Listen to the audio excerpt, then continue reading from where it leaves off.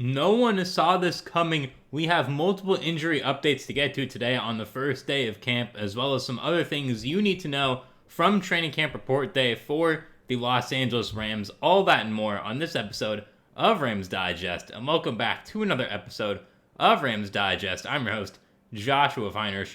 And before we get into today's video, make sure to hit that subscribe button as we are on the road to 4,000 subscribers by training camp practice on Thursday. This coming Thursday by 11:59 p.m.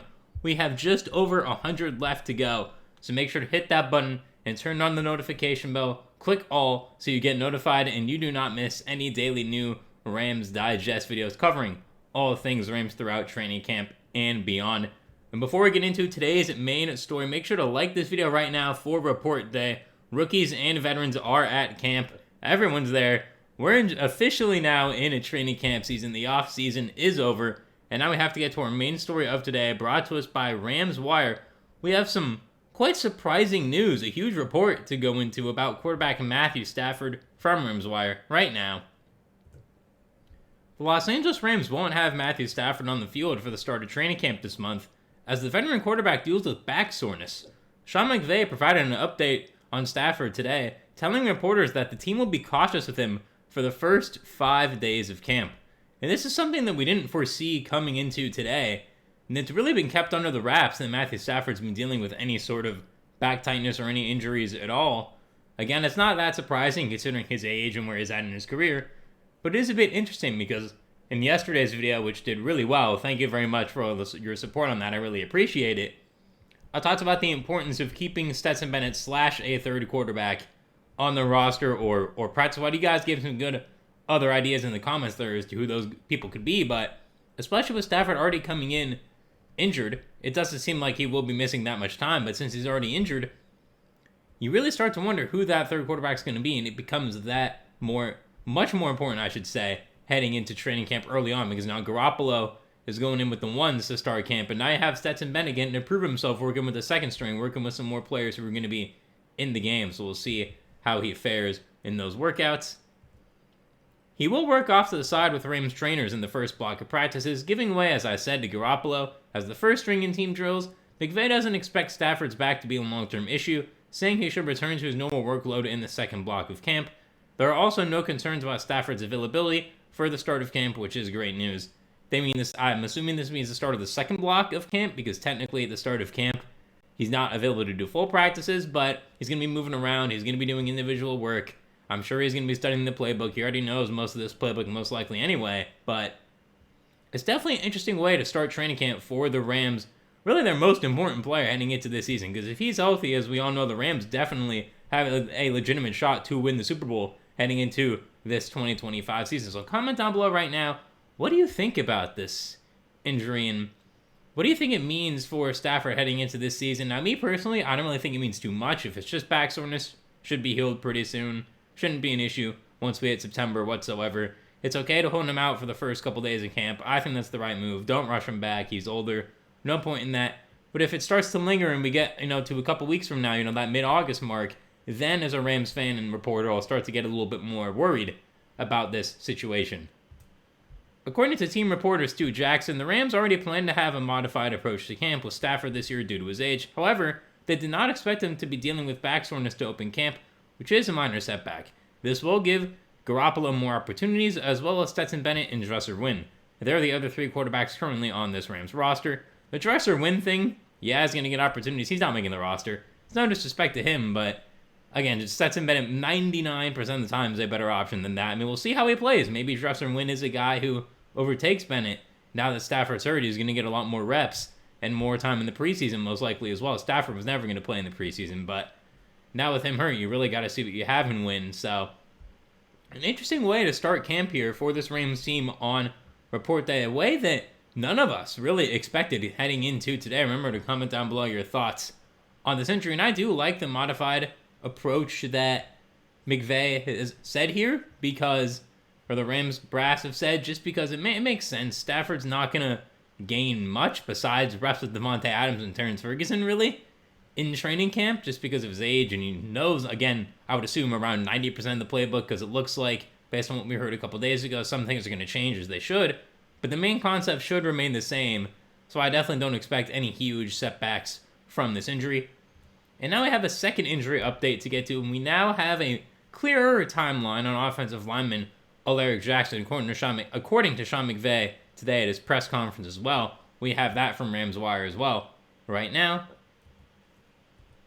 Alaric Jackson was sidelined for part of the Rams offseason program after he was diagnosed with blood clots in his leg. It's the second time in 3 years that he's dealt with this health scare, which cost him to miss 9 games in 2022. And that was the big thing that me and a bunch of other Rams fans were worried about, is it's because it's his second time dealing with this said blood clot issue that we don't know how it's going to affect him. I mean, we saw Victor Wembanyama of the NBA, although granted, that dude's like 7'3", maybe even taller at this point, and that was in his shoulder. We don't know where this blood clot was in his leg, so a different spot. We did see Damian Lillard have a blood clot in his leg, and he may have rushed back, and I don't know for sure if that caused anything with the Achilles. We can't say that for sure, but I wouldn't be shocked if that maybe played a minor role. But with this, Jackson's taken out the necessary time, and we will see just how exactly he fares. Sean McVay provided an update on Jackson's status Tuesday at the start of training camp, and he had some encouraging news to share. He told reporters that Jackson won't open camp on the PUP or NFI list, which means he will remain on the active roster and participate in practice. McVay said Jackson will do some individual drills and jog-throughs, but he won't take parts in the actual physical stuff that the rest of the offensive line will do. Still, it's good to hear Jackson will be on the field in some capacity. Yes, this is great news. And the PUP list means physically unable to perform list, and the NFI is non-football injury list. He would most likely be on the NFI list, to me, if he were to go on the list, just because the PUP list, he's able to perform some things. NFI is just like an injury list of things that don't happen on the football field, so we will see just how much exactly he misses, but we do have some insight from Sean McVay on this right now. I do feel good about the plan we have in place, that hopefully leads to him being able to go out there and compete with his teammates, McVay said. I know he's feeling good, and he's handled this like a total stud. I'm not going to rule anything out, McVay said. What I also don't want to do is set expectations on something that we are in the process of learning.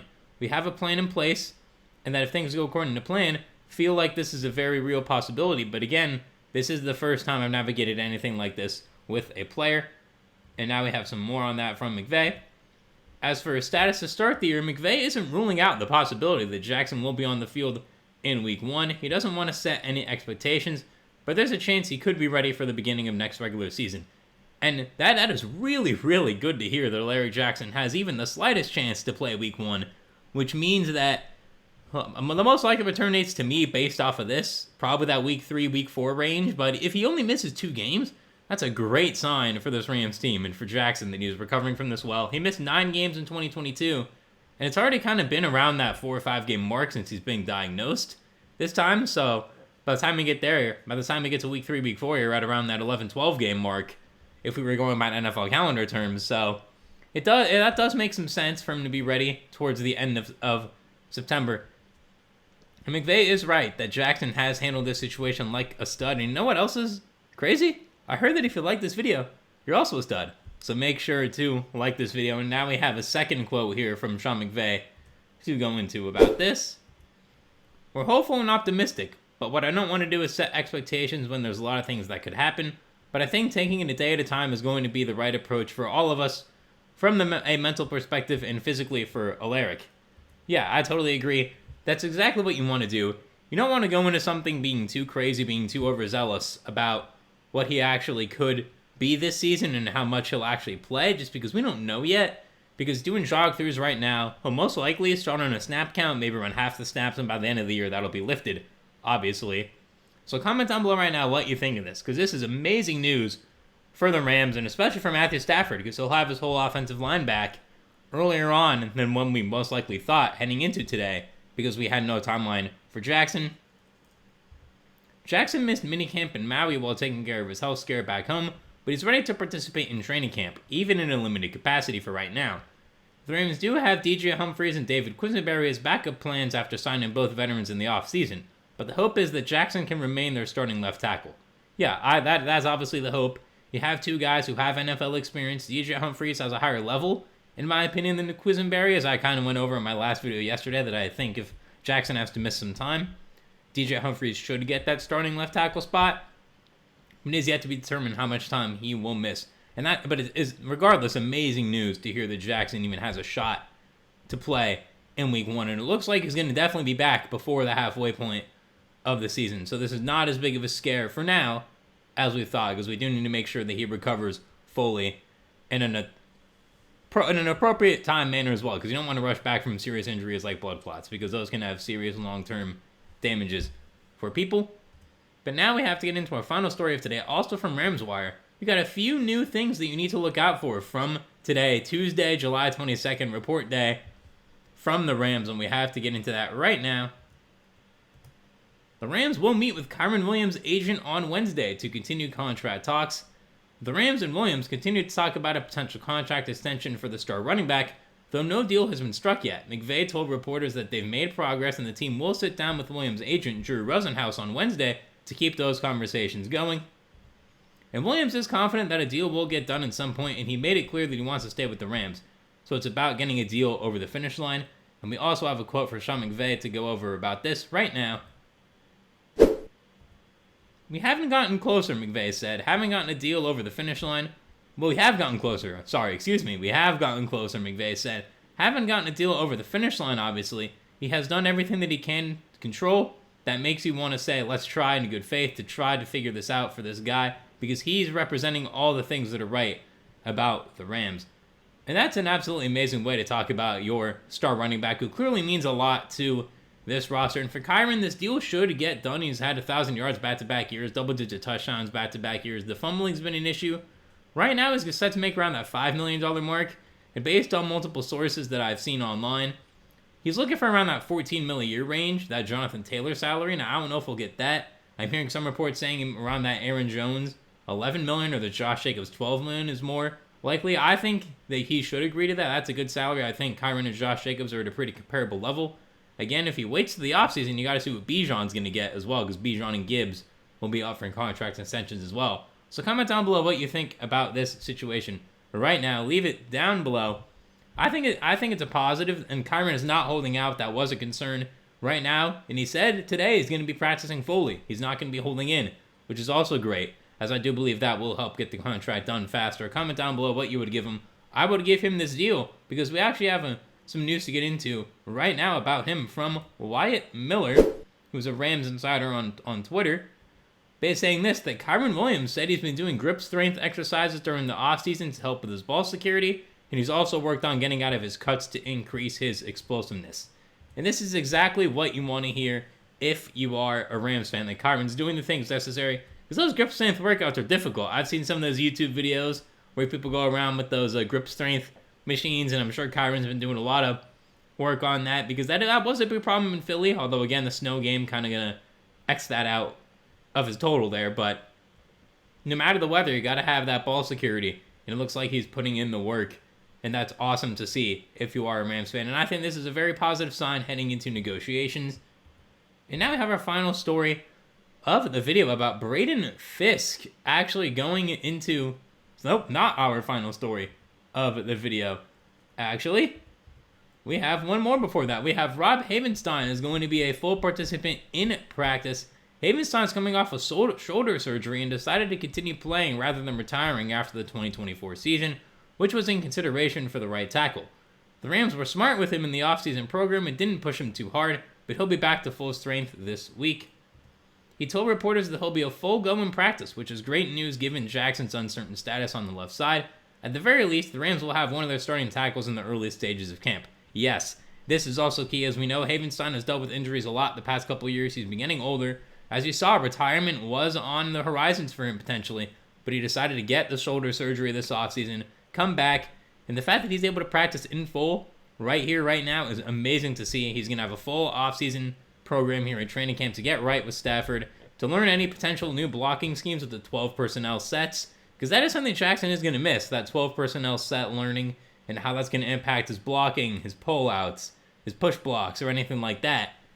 And Rob Havenstein is going to get that experience. So this is really big for the Rams to get more continuity on the offensive line. And now we do have our final story of the video about Braden Fisk and a slight diet and weight change. And we're going to get into that right now.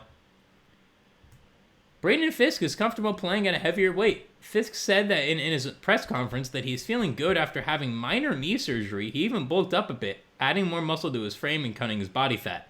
He said he is comfortable playing at a heavier weight, especially after changing his diet and working with a dietitian this offseason. He worked hard to take care of his body and is now up to 292 to 293 pounds after playing below 290 last season. Yeah, that's definitely an interesting little tidbit there that he played below 290 as a defensive lineman.